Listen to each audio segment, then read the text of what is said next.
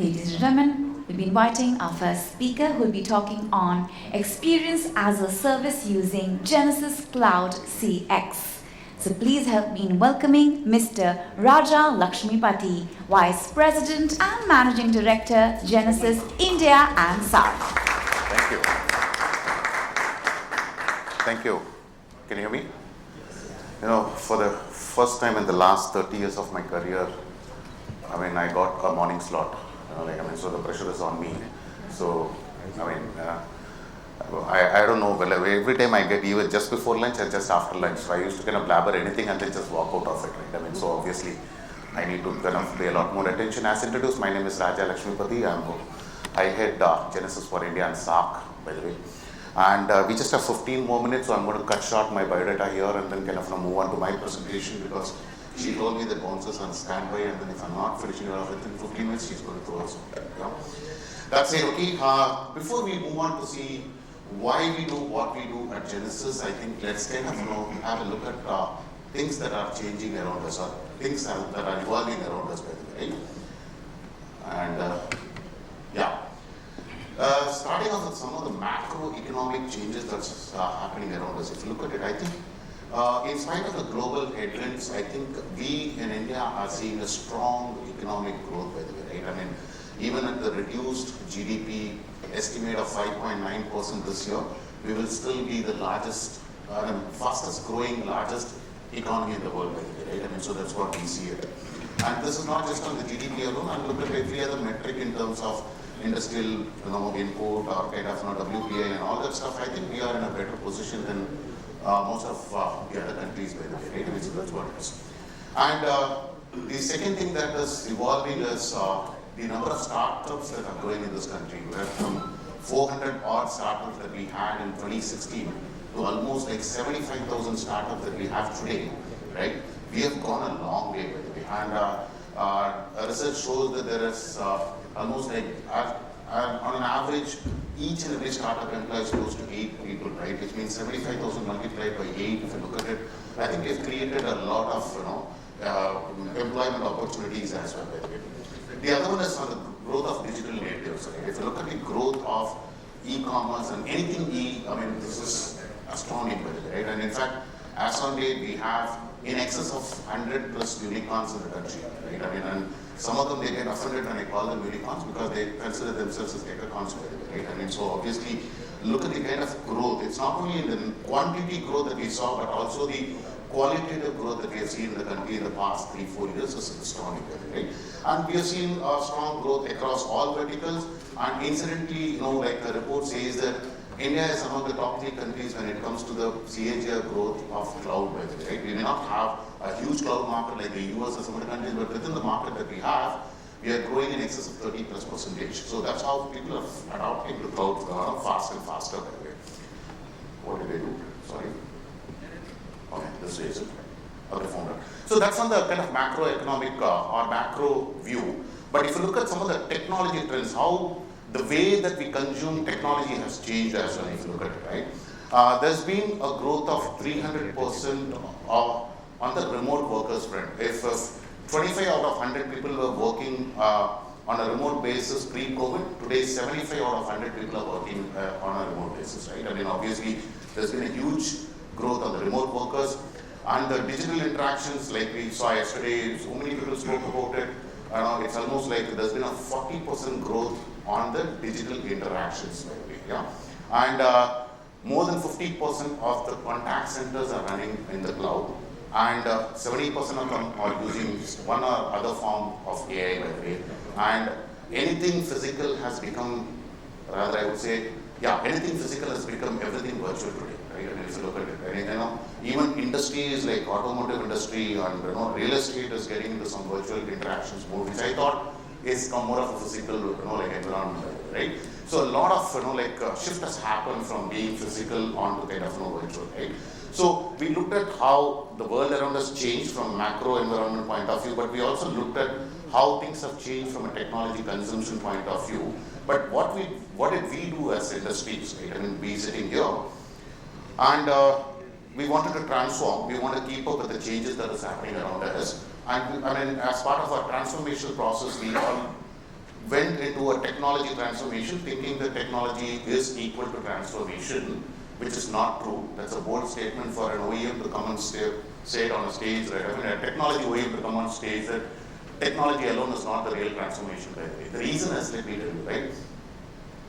As and when things changed, we wanted to catch up with stuffs, and then we put in a hot new channel, we kind of moved into some latest technologies, we brought in some bots here and there, and then we introduced some digital channels and all of that. So obviously, kind of, we caught up. I mean, we have everything, no doubt about that, right? But unfortunately, those things remained in silos, right? I mean, so what happened is, because we have created silos, right, there's limited sharing of customer and employee information across each one of those channels, right? While we had the capability to do everything, unfortunately, are we doing it in the right way is something that needs to be seen, right? So obviously, kind of, this is where we remain. In fact, one of our research shows that between 2017 and 2022, our standalone bot deployment has reduced the CSAT scores by as much as 28%, right? Obviously, we brought in bots thinking that it's going to kind of improve our CSAT and NPS and so on and so forth, whatnot. But unfortunately, that's not the reality, right? So what is to be seen? What is, if technology is not transformation, what is, right? I mean, if you look at it, to me, the transformation is all about relationships, right? By the way. Technology transformation is important. I'm not saying that we should be doing it, but technology transformation is more of an inside-out view. We are kind of missing the customer in the whole journey, right? Ultimately, a transformation can only happen when you put the customer first and then have an outside-in view in terms of how your transformation should look at. Now, look at any of your or our customers, obviously, right? I mean, so there are only 4 simple steps that we need to kind of look into, right? In terms of where they have been, right? I mean, they went into your website, they went into your portal, they went into your app, they went into any of your stuff, they went into social media. So these are the places that they visit to conduct or transact a business with any organization or any business, right? And how do they want to engage with us? Whether it is email, whether it is text, whether it is chat, whether it is voice, whether it is kind of social media or in person or whatnot, right? So the second aspect is in terms of how do they want to engage with us. The third is what do they want to do ultimately. So somebody kind of around, there are only few things that a customer wants to do with us, right? Either he wants to make a new purchase, amend something that has been done already, or he is calling you for some complaints, or he is calling you for some queries and all that stuff, right? So those are some of the stuff that in terms of what they want, right? And obviously, we need to kind of give them the choice, the channel of their choice, whether it is self-service, bot-assisted, and so on and so forth, because of the diversity of the people that we have, right? For example, my mom always thinks that unless and until she speaks to somebody, she doesn't consider that to be resolved. Whereas my daughter doesn't pick up a phone at all, right? I mean, for her, everything is on the app, right? So obviously, we need to give them the choice. So if you look at it, these are the only 4 things that you need to consider when we try to kind of transform business here in terms of where our customers have been and how they prefer to engage and what do they want and are we giving it to them on their terms, right? Just because we put it saying that contact us and then put a number somewhere doesn't mean that we expect the customer to just pick up the phone and call us, right? Obviously. So when you take care of all of this, suddenly the silos that we saw in the previous slide is looking something like this, right? It's fluid, it's frictionless, right? If you look at it, there are no silos here. Everything is flowing seamlessly. And if you also look at it, it is not like a kind of fixed boxes, right? It's kind of like going up and down, which means it's flexible the way that you want to consume. And it also doesn't stop here, right? I mean, it's going beyond and it's going here as well, right? Which means there is an opportunity to do a forward and a backward integration to do that. So the contact center in itself is not something which is going to work within the 4 walls of your premises or your data center, right? I mean, so obviously it has to have a lot of interactions outside as well. And a research shows that on an average, a customer experience center or a contact center has 18 different technology vendors, obviously. So which means it's not just this box. I mean, it's beyond and forward as well, right? So that's how it looks, right? I mean, so this is our ideal way of looking at how you can kind of give the right experience to your customers, right? So that's where, with that, keeping that in mind, we launched our global platform, Genesys Cloud, in India 18 months back. I think it's been a tremendous journey and a very positive journey since then, right? I mean, what it helps is basically gives the opportunity for our customers in India to consume a microservices-driven platform which is sitting on a public cloud like AWS, kind of for their customer experience application, which is all in one by the way, right? I mean, it's not voice or it's not digital, it's everything that you want today. And because it's microservices-driven architecture, the features and functionalities get added on a weekly basis. Every Wednesday, you will notice that, and you don't even have kind of get to know in terms of something is going on. It's not like a hosted platform where I need to do patch update or whatever it is once in 6 months and so on and so forth with the downtime. Everything happens seamlessly in this thing, right? I mean, so that's where we kind of brought this capability into India. So I'm not going to read out those things, but if you look at it, I mean, I just wanted your focus here, right? I mean, obviously. And I mean, we are living in an experience-driven economy, by the way, right? If you look at it. And I mean, our economy has been kind of influenced by a lot of factors. I mean, some 3-4 centuries back, it was agricultural-driven economy, then it moved to industrial-driven economy, and then it moved to kind of knowledge-based economy.